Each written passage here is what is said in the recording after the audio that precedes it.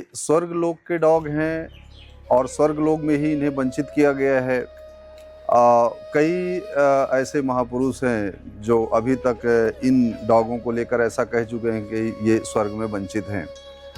तो आज मैं उन चीज़ों का खुलासा करूंगा और उन चीज़ों को, उन रहस्य को खोलूंगा और ये सिद्ध करूंगा कि ये जो हमारे डॉग्स हैं ये स्वर्गलोक के डॉग हैं और ये स्वर्गलोक में पहले से ही स्थापित थे।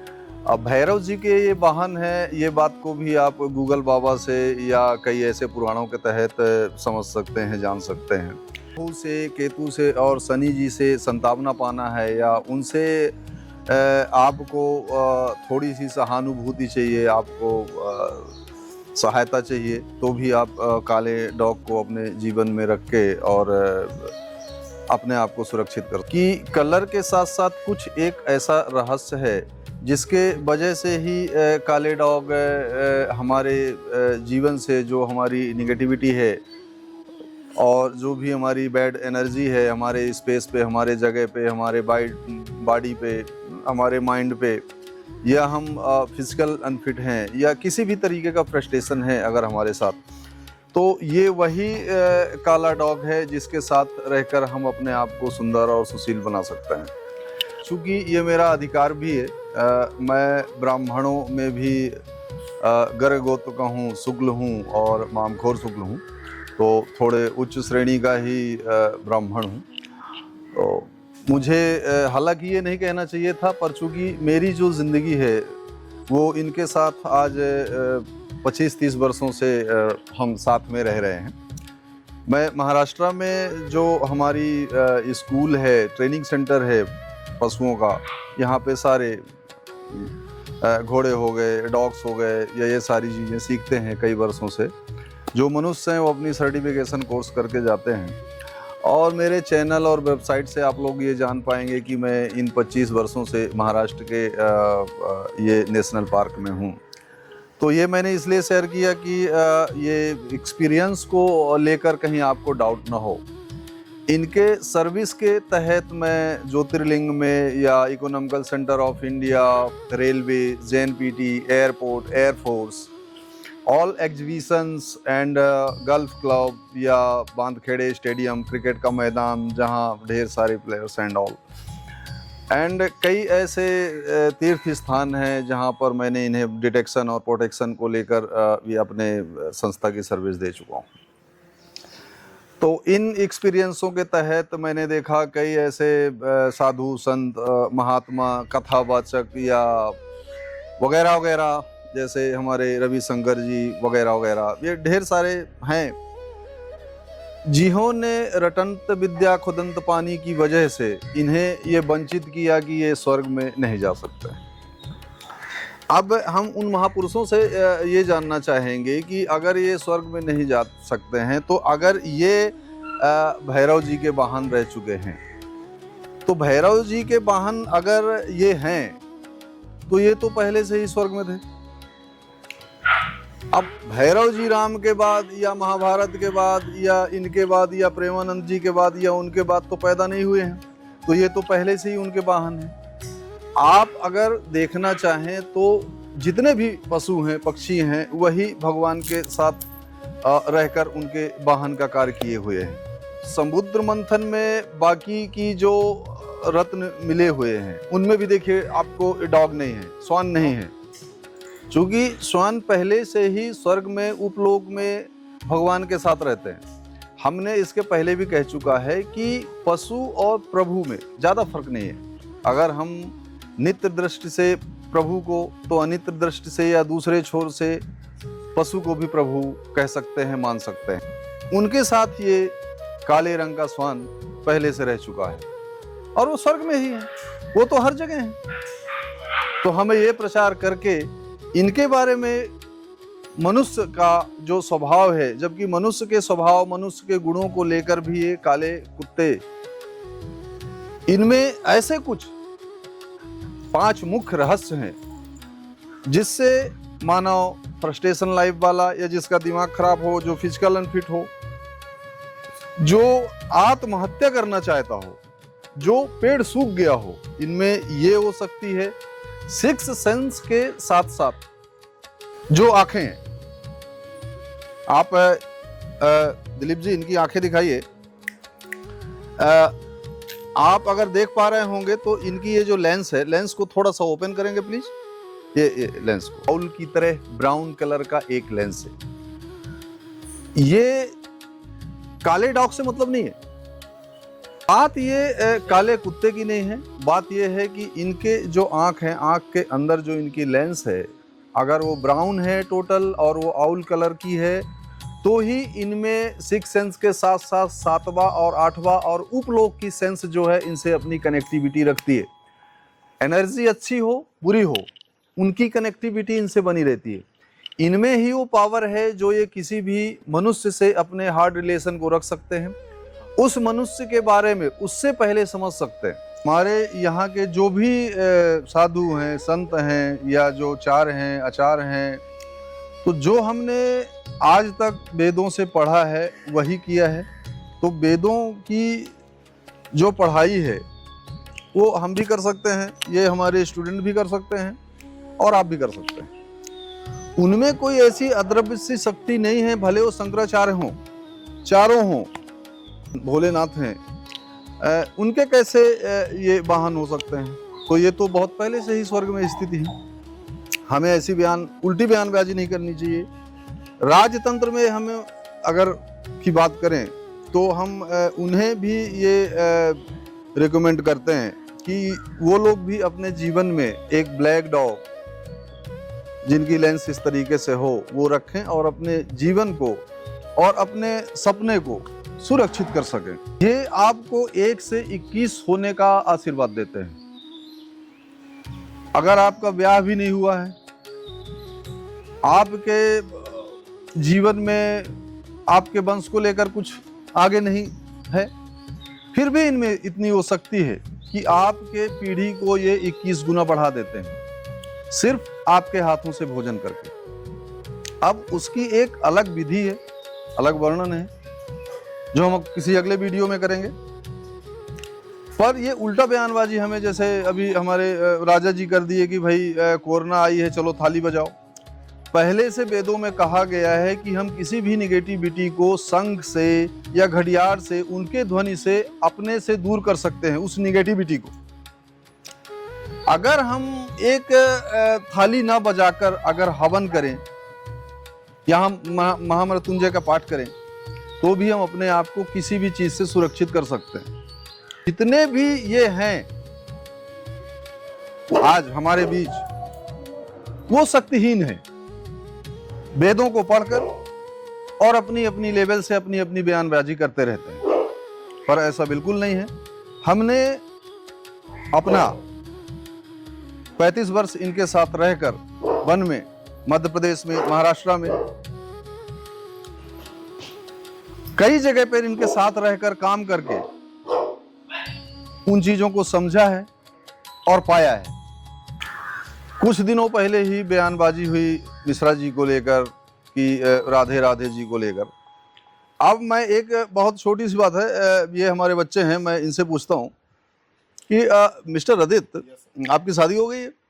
अब आपकी पत्नी का नाम कोई पूरे गांव के लोग आकर लें आपके घर के पास, तो आपको अच्छा लगेगा कि नहीं लगेगा? आपका नाम नहीं ले रहे हैं, आपकी पत्नी का नाम ले रहे हैं पूरे गांव के लोग, आपको अच्छा लगेगा बुरा लगेगा? बुरा लगेगा। तो ये बहुत स्वाभाविक सी बात है, वेरी चीप टाइप का जनरल कॉमन सेंस चीजें हैं कि राधे राधे राधे राधे। आप किसी को बाय बाय बोल रहे हैं क्या? बाय बाय नहीं, श्री हरि राधे, श्री हरि राधे, श्री हरि राधे। अगर हम सिर्फ राधे राधे कह रहे हैं, मीन्स व्हाट? हमने सम्मान दिया ही नहीं। महापुराण में सीधा सीधा ये भी लिखा गया है कि जो कलयुग के कल प्रथम चन्ने जम्बूद्वीपे भारत खंडे आर्यावर्त एक देशे, जो कलयुग के ब्राह्मण होंगे वो वही अपने आप को भगवान समझेंगे, अपनी जयकारा बुलवाएंगे, जो स्वयं पापी होंगे, स्वयं दुष्टाचारी होंगे। ये सीधा सीधा भागवत पुराण में लिखा गया है। दूसरे पक्ष में यह भी लिखा गया है कि जो पशु पक्षियों की, पेड़ पौधों की, नदियों की सेवा मानव को छोड़कर करेंगे, मानव के उद्धार के लिए नहीं, पशु पक्षी पेड़ पौधों की मुक्ति के लिए करेंगे, उन्हें 5 गुना ज्यादा पुण्य प्राप्त होगा। पर आज आप तीनों युग में, तीनों काल में, वेदों में, पुराणों में, पूर्व में, भूत में जो आए गए और जो आज वर्तमान में है, क्या आपने आज तक देखा है कि कोई महापुरुष श्री 108 श्री रविचंद्र जी हों या और कोई हो जिन्हें यह तक पता है कि मुझे मेरी मृत्यु नजदीक है?